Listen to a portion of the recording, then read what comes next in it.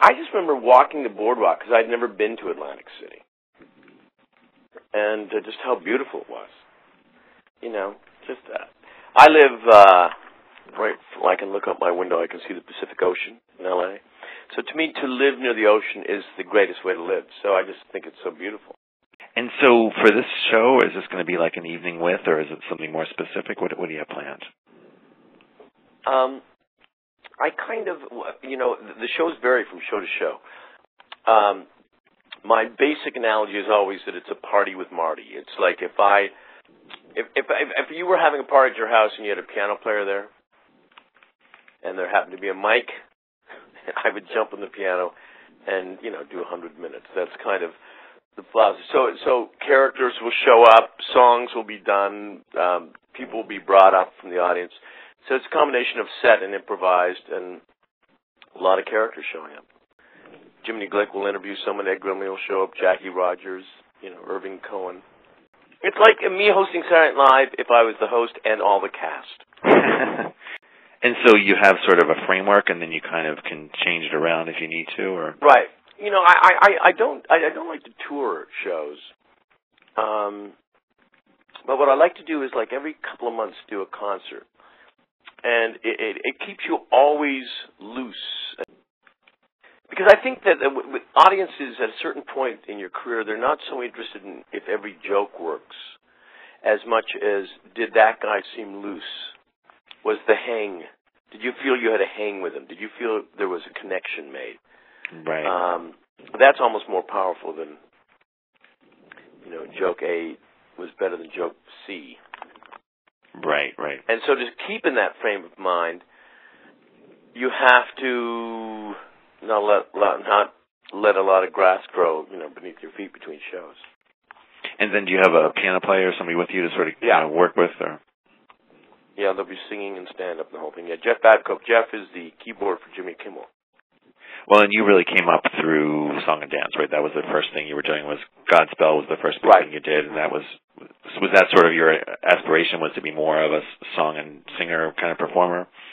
I think I wanted to do plays and I mean, my first job out of college was Godspell, and it was the same for Paul Schaefer and Gilda and Eugene and Andrea and Victor Garber and all this group of people. And I think that, you know, we still talk about it when we get together. So I think that I had so much fun, I wanted to continue doing that, you know. And I didn't really until 20 years later I continued doing it in Canada. I did lots of shows and then ultimately Second City Stage.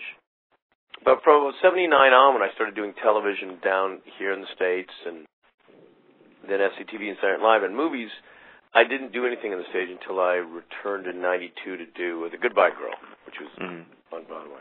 And then Promises, and Little Me, and Fame Becomes Me. Is that something you want to do again? Oh, yeah. I mean, whenever I finish it, I always think, well, I know I'm not going to do that again. If I do anything again, it'll be, you know, one of an ensemble in a play going, come in, Inspector, sit down. I think my wife is guilty, you know, just very calm. Because the shows I do tend to be insane and running around. And when you don't have an understudy, you just live with that pressure of, oh, my God, you know, you don't want to ever cancel a show. So it's a nightmare. Now, with the characters that you'll be bringing out, you know, are they sort of evolving over the years? Do they age? You know, how do you change them, or do you feel like the audience wants to see them sort of locked in a certain place from when they first got to know them? Or you know, I think that characters like Franck was a character I never did in the shows, just because I couldn't think of anything to do. You know, what would he talk about? Oh, look how beautiful you look. You know, I didn't know what to do. Right. And then one night I was at dinner discussing why I thought Obama would beat Hillary. And I thought, oh, maybe that's what it is, you know. Because I was maintaining it was all about style. Mm-hmm. And not about necessarily content. And therefore you go, oh, what a great shallow approach to it all.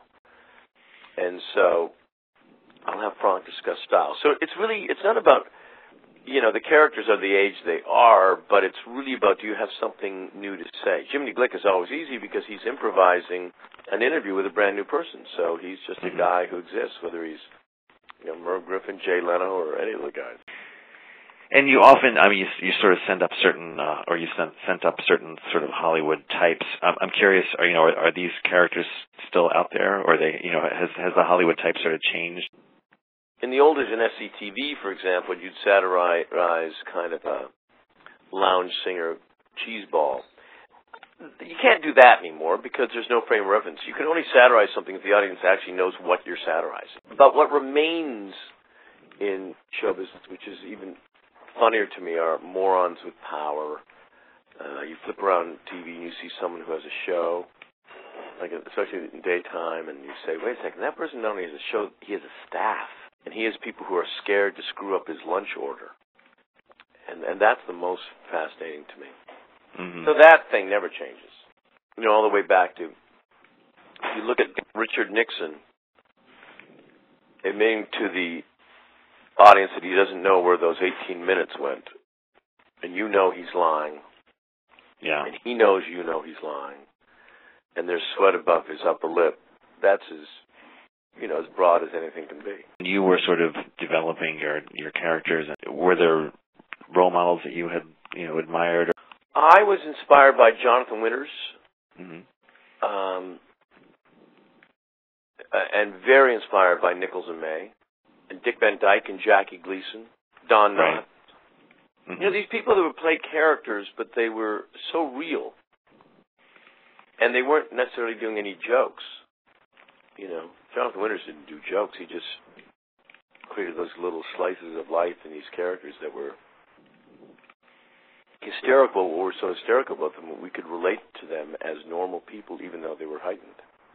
And so when you venture into drama, when you did the season on Damages, is that just sort of creating a character, but this sort of one that has to sort of remain a little bit more in a box? To me, it's just a different muscle. Mm-hmm.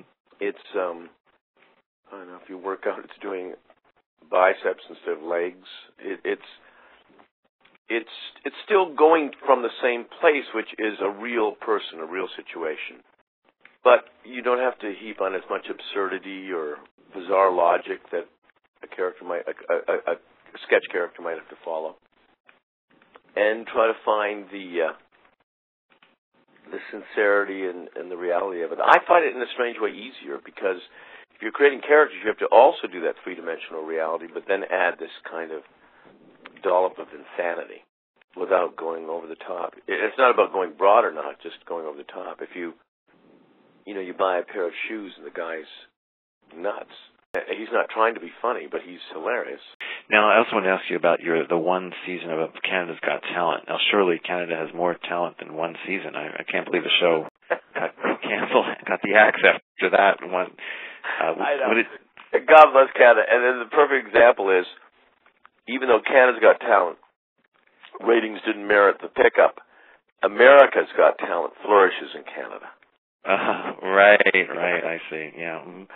Now, the reality was that it was a newer network, Rogers Cable, and it was a very expensive show for them to do. Yeah. And they weren't even picked up in full markets in Quebec. It was one of those situations. Being in that role, did you relish that kind of experience? I did. I wouldn't have done it the second year. That was the irony. So I only had a 1-year commitment. I like to do things. I don't like to do extended things. It is that interesting place you find yourself in your career where you don't have to worry about rent anymore. Right. And you have even a greater pressure. You kind of say, why wouldn't I be bored at this point? Right. If you've done so much, and if you've done it for, let's say, over 40 years, why wouldn't you just say, I know what I'll do, I'll quit. That'll be exciting. But show up to work every day. Yeah, I like doing it. What I don't necessarily want to do always is